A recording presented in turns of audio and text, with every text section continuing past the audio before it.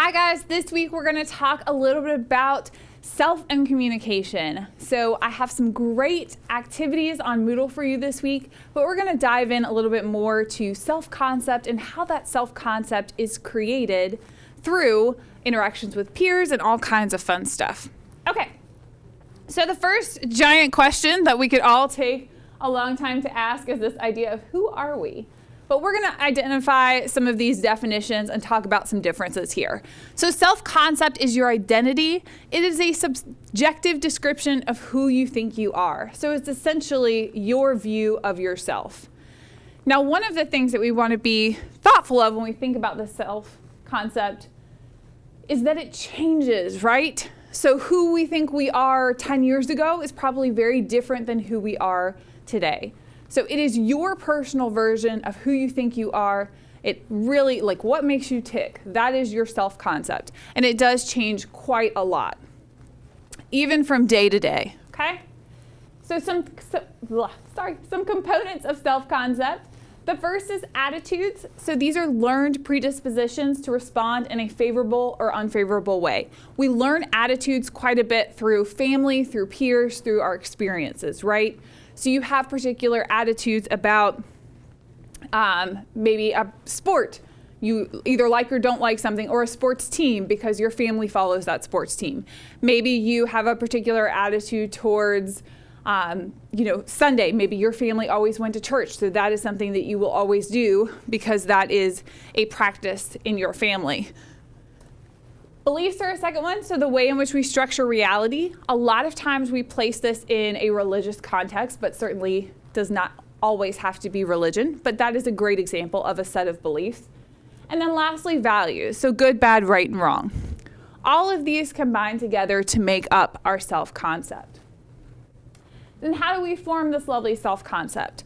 So most of it comes through our communication with others. As we talked about a second ago, this is where we learn a lot of our attitudes, beliefs, and values, right? So where you're raised, who you're raised around, their experiences help inform those attitudes, beliefs, and values. So that can be parents, peer groups, authority figures. School is certainly an example of this, and past and present relationships. Those all impact how we think and feel about those attitudes, beliefs, and values.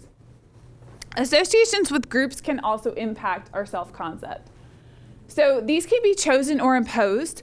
For example, you might choose to be a member of a particular culture. So let's take like a gaming club.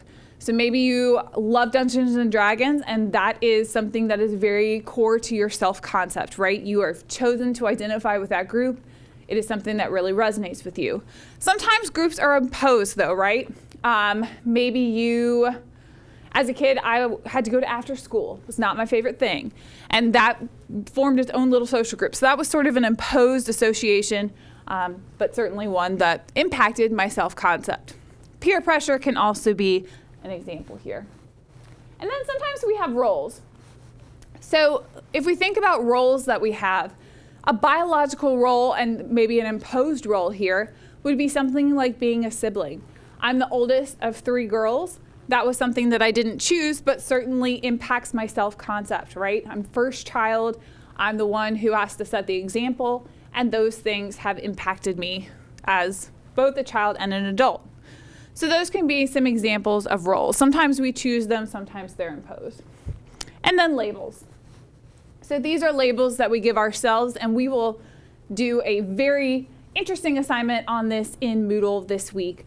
So you will get to pick a couple of labels that either have been assigned to you or you assigned yourself and discuss how they've impacted you. So you'll see more about that in our overview video this week. But all of these things impact that self-concept. Okay, this is something that you are going to work on this week, and that is this idea of the 3 selves.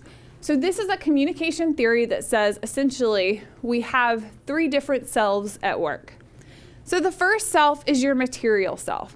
And this is comprised of like the physical elements that make up who you are. So examples of things that would indicate your material self. Maybe the car you drive, the house you live in, the clothes you wear. Those are all elements of your material self, and they say something to others about you. I'll take the car example. If you drive a really fancy car, that says something to other people about you, right? Maybe it's that you have money. Maybe it's that you are a car person. There are certain people that they want that particular type of car because that is core to their identity.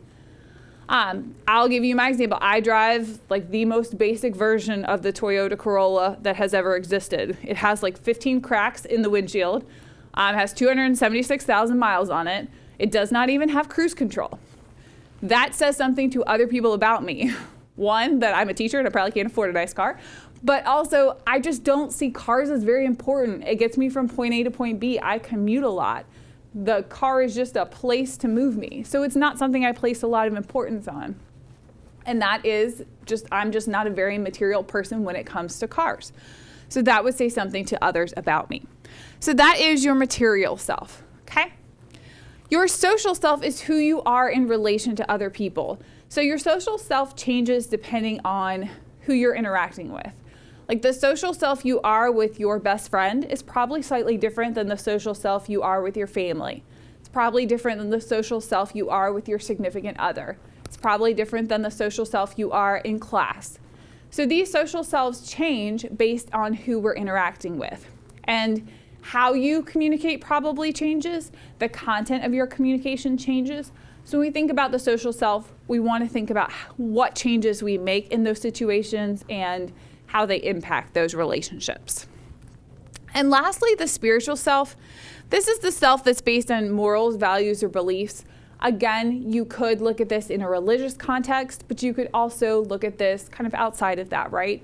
So maybe you are someone, I always use the animal example here. I have cats, I have horses, they are my children, so animals are very important to me. I'm a person that values animals as if they were people, right? In my mind, they're just as important. But that's not how not something that everyone believes, right? You might believe that animals are just animals, and so, yeah, they're here, but they're not super important.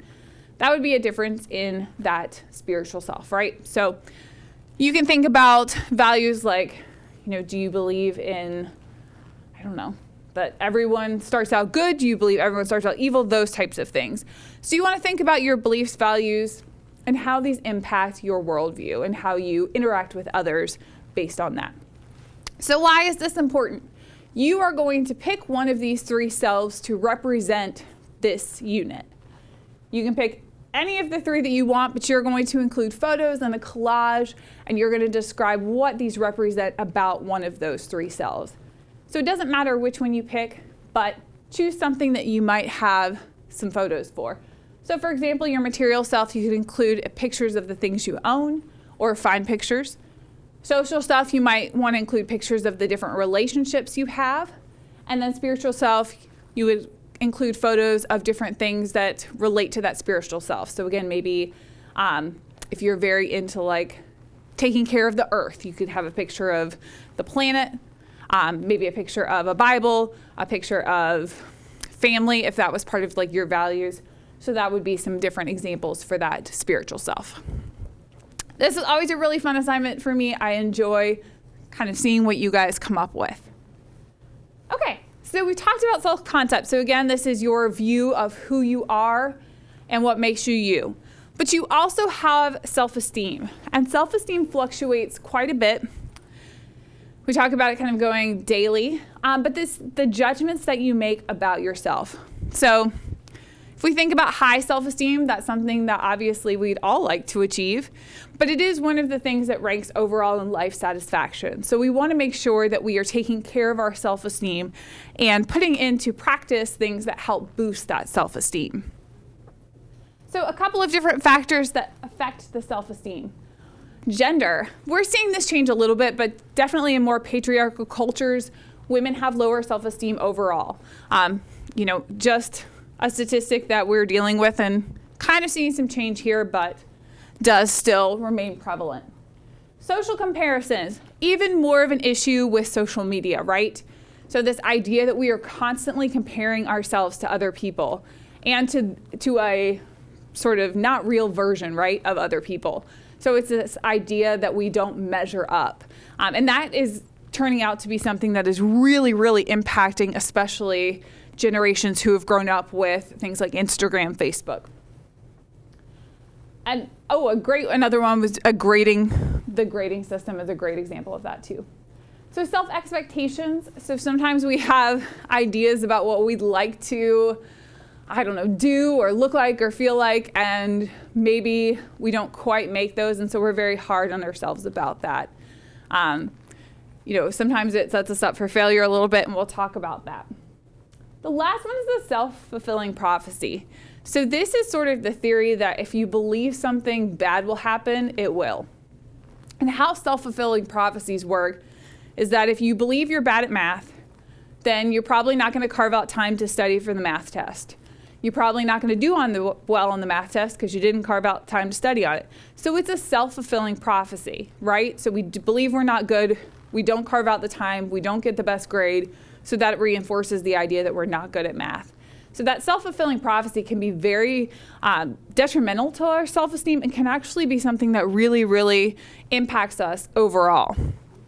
There's a lot of studies that show that people who hold on to maybe those negative interactions or kind of have a pessimistic worldview consistently really do have sort of a lower self-esteem overall than other people. So something you want to be conscious of when you are catching those. Try to catch those self-fulfilling prophecies and really question yourself on that. So how can we communicate? How can we improve some of that self-esteem? One, developing interpersonal relationships, and they mean real, live interpersonal relationships with actual humans. So, the great internet is wonderful, social media is wonderful, but this really comes from fostering relationships with people in a more traditional context, okay? So not just online. Self-talk. This one sounds silly, I know, but there's a lot of research that says the more you can give yourself positive self-talk, like I can do this, I am smart enough, the more that you will start to believe that and you will start to act accordingly. So this is an easy one to take home and really start to practice. If we can be kinder to ourselves and show ourselves more compassion, then likely we will start to act in ways that other people can do that as well. So next time you have like a test or you're facing something you're not quite sure about, really try to use that strategy of positive self-talk. Visualization, this is one you typically hear in like sports psychology. So visualize, yourself running towards the end zone. So same thing here. You're visualizing something happening successfully. Great one for presentational speaking, right? You visualize yourself giving a successful speech. So you really look at that outcome and think about what could happen.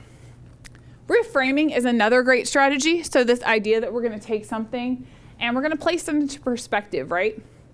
So maybe you had a fight with your significant other on the way to school. And, like currently my significant other's having a really bad week at work. So I could either take the fight we had this morning and just be like, oh, he's mean and I hate him. Or I could think about this idea of, okay, let me step back and reframe. He's really stressed at work. He's got a lot going on, and this little thing made him snap. He's not really upset with me. He's just really stressed and upset with like what's going on externally. So that's an idea of reframing, of trying to put something into context and think about it from a different perspective. And then surrounding yourself with positive people. There is a truth to the saying, misery loves company. The more you can surround yourself with people who have a positive outlook and worldview, the more it will rub off on you, okay? So try to avoid people who kind of stay in that negative space. That really can impact them in the long run. And again, that idea of that self-fulfilling prophecy. And the last one, a lot harder to put into practice than to say, but losing the baggage. Try not to hold on to negative experiences, work through those. But the longer you hold on to them, again, the longer or more impactful they can be on your self-esteem overall. So these are just some quick tips for improving your self-esteem. We will look at a couple of tips in the reading this week as well, and then work on your collages. So I am very excited to see what you come up with in related to those selves and just kind of see a artistic expression of that on Moodle.